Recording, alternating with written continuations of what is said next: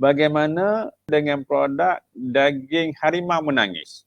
Adakah dia sama isu dengan hotdog yang tak boleh mendapat persetujuan halal melainkan menggunakan nama sosis? Sesungguhnya yang halal itu jelas dan yang haram itu juga jelas. Bagaimanapun di antara keduanya terdapat perkara yang tidak jelas, yang syubhah, yang mana ramai orang yang tidak mengetahuinya.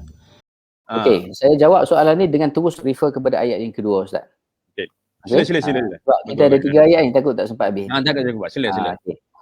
Okey, kalau ikut rankingnya ayat yang kedua, saya terus guna ayat yang ketiga, nanti kita akan patah balik. Ayat yang yang ketiga sebenarnya daripada surah Al-Anfal yang sebut pasal halal dan thayyiban ni dalam surah Al-Anfal. Okey, so saya bacakan sebentar lalu, Ustaz. A'udzubillahi minasyaitonir rajim. Ma kana linabiyyin an yakuna lahu asra hatta yuskhina fil ard. Turiduna 'arada ad-dunya wallahu yuridul akhirah wallahu 'azizun hakim. Laula kitabun minallahi sabaqa lamassakum fima akhadhtum 'azabun alim. Fakulu mimma ghanimtum halalan thayyiban. Wattaqullah innallaha ghafurur rahim. Okey, kurang lebih maksudnya tidak layak bagi seorang nabi untuk memiliki tawanan perang sehingga kukuhnya kedudukan politik dan militeri umat Islam. Okey, kamu lebih nak kepada habuan dunia, wallahu yuridul akhirah, sedangkan Tuhan mahu kamu untuk mendapat kelebihan di akhirat. Tuhan Maha Perkasa lagi Maha Bijaksana. Kalau tidak kerana ketetapan Allah yang mendahului, nescaya kamu sudah akan ditimpa musibah di sebalik tebusan perang yang kamu ambil daripada tawanan perang itu. Fakulu mimma ghanimtum halalan thayyiban. Maka makanlah daripada harta rampasan perang itu dengan cara yang jalan yang halal lagi baik, dan bertakwalah kepada Allah hingga akhir ayat. Dalam keempat-empat ayat Ustaz, inilah ayat yang paling complicated.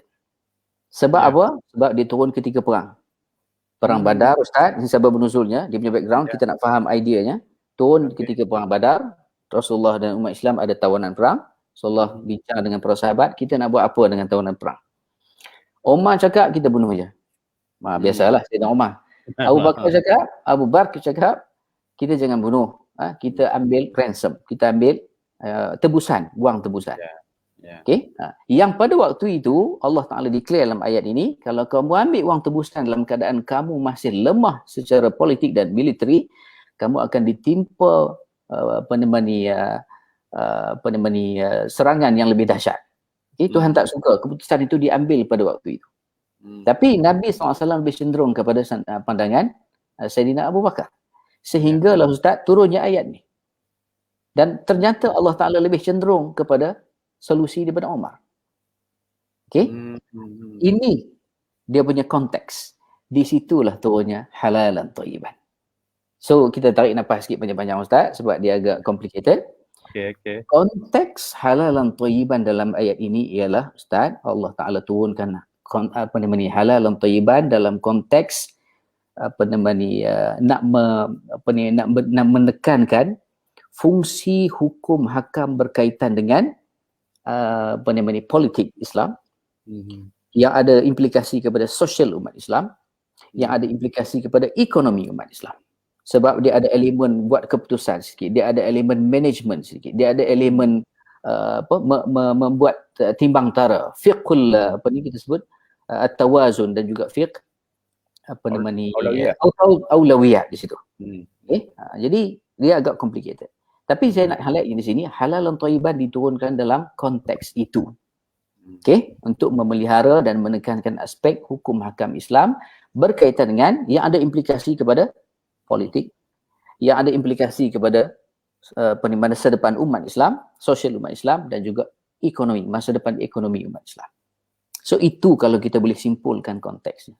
Kalau kita nak kaitkan dengan industri halal hari ini, Ustaz, buka dalam menu prosedur, kalau kita attend training halal eksekutif, kita akan diperkenalkan dengan produk-produk yang tidak akan layak mendapat sijil halal. Di antaranya apa? Di antaranya ialah nama produk ataupun produk yang memberikan implikasi negatif kepada sosial umat Islam. implikasi negatif kepada ekonomi dan seterusnya lah. Contohnya rumah urut tak akan dapatlah sijil halal ataupun sijil apa berkaitan dengan halal Muslim friendly ke apa benda, tak akan dapat. Sebab JAKIM mengambil kira implikasi. Karaoke So inilah pun tak boleh, karaoke sama juga produk-produk yang kalau Ustaz Amri selalu sebut contoh ni kan dalam slot-slot Ustaz Amri, saya perhatikan pewarna kuku kan Ustaz. Walaupun kita boleh bincang di sudut fiqh hanya telap air tak telap air, tapi sama juga dengan pewarna rambut yang sebelum ni disijilkan halal, betul Ustaz kan? Sebelum Kemudian tahun 2004 lepas tu tak ada dah. tak ada dah. Sebab apa? Kita ada hukum. Kan? Kita ada hukum dah pun. Boleh warnakan rambut selain warna hitam. Warna inai itulah.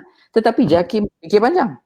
Dan inilah dia sebenarnya ayat yang memandu perbincangan kita. Bahawa segala peraturan berkaitan dengan halal haram ini, kalau dia memberikan implikasi kepada negatif kepada umat Islam, kita kena berikan perhatian. Dan JAKIM sudah mainkan peranan yang penting di sini. Saya ucapkan tahniahlah kepada Ustaz Amri dan tim lah. Allah kan? Akbar. Jadi pun begitu, di sana ada juga ruang-ruang perbincangan. Betul tak Ustaz Amri? Maknanya budi bicara. Kadang-kala kita nak namakan produk kita dengan nama-nama tertentu. Ni nak jawab soalan tadi lah ni. Okay? Ataupun kita nak mungkin kalau diberikan sijil halal kepada produk atau servis kita itu yang mungkin kita tak terfikir, tapi JAKIM akan tolong dengan pengalaman yang JAKIM ada, dia akan berikan nasihat. Jadi saya tak nak jawab soalan isu harimau menangis tadi itu. Saya bagi hint saja. Okay? Sebab benda ni dia akan berulang Ustaz. Lepas ni mungkin beruang menangis pula Ustaz. Betul tak Ustaz? Mungkin datang sekarang ni kalau harimau menangis tu dalam bentuk makanan. Mungkin dia akan muncul dalam consumer good lepas daripada ni. Mungkin dia muncul idea yang sama di peringkat dalam bentuk servis yang perlukan pada sijil halal. Kita nak buat apa? Pusat senam robik ke apa pula kan lepas ni. Jadi JAKIM akan mengambil kira pengalaman yang diorang dah ada, dan di antara perkara yang akan JAKIM ambil kira ialah implikasi negatif kepada umat Islam. Kalau nak tanya panduan wahyunya, ini dia ayat dia. Kita cuba dah keluarkan tadi pengajaran yang boleh kita ambil daripada ayat ini. Jadi Nabi sendiri ditegur daripada ayat ini bahawa keputusan yang Nabi buat itu tak tepat sebenarnya. Yang lebih tepat ialah jangan ambil tebusan. Kalau ambil tebusan, dia akan memberikan implikasi negatif kepada umat Islam. So ini dia punya idea daripada ayat ni. Untuk kalau menjawab, saya nak kaitkan kan, kalau kita sifat Sayyidina Abu Bakar seorang yang lembut, lembut tak, seorang yang tidak nampak ianya agresif, tapi Umar memang seorang yang berani. Jadi dalam industri halal ni, dia kena ada orang yang bersifat berani juga. Itu betul Ustaz. Maknanya tak boleh jugalah nak kena mesti berani, sebab sebagaimana yang Allah bersetuju dengan pandangan Sayyidina Abu Bakar itu, bahawa dia mesti tegas, mesti berani mempertahankan. Betul. Itu yang ini semangat yang boleh kita ambil daripada ayat ni. Betul. Macam yang hotdog sebelum ni Ustaz kan, orang pun sekali fikir apa sangatlah dengan nama kan. Tapi tak, kita dalam Islam ni Nabi ajar dalam konteks yang lain, man tashabbaha biqaumin fahuwa minhum. Kan? Jadi bukan salah kita nak makan sausage frankfurter tu kan, tapi yang nampak kalau memberikan implikasi negatif pada nama, tukar nama aja. Apa masalah dia? Saya teringat apabila di peringkat awal kami nak membuat prosedur ni kan. Yang kata tentang nama hotdog, hamburger, ramai yang root beer, ramai di antara kita yang tak setuju dengan apa yang telah diputuskan oleh pihak kami. Dan juga yang tak setuju ni kadang orang Islam juga, betul.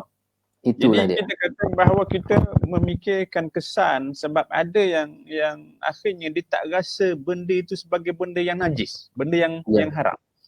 Menyebabkan ada pelajar-pelajar kita yang pergi ke luar negara, yang pergi ke barat sebagai belajar, dia tak rasa bahawa hotdog itu haram, hamburger di sana itu haram. Sebab tu betul lah sebagaimana yang Dr. sebutkan tadi, JAKIM kita memandang generasi kita tu tak nak generasi yang orang kata yang generasi identitinya dah korup. Identiti Islamnya dah hilang. Memang. Identiti, Sebab tu saya juga saya pernah menulis Dr. Kita tak mau nak melahirkan generasi strawberry. Strawberry. Macam mana? Maksudnya yang lembik, yang tak boleh langsung nak diharapkan, yang cepat masam. Kita nakkan generasi yang macam generasi Saidina Umar. Yang kata tu halal pun juga kita lihat di seperti itu.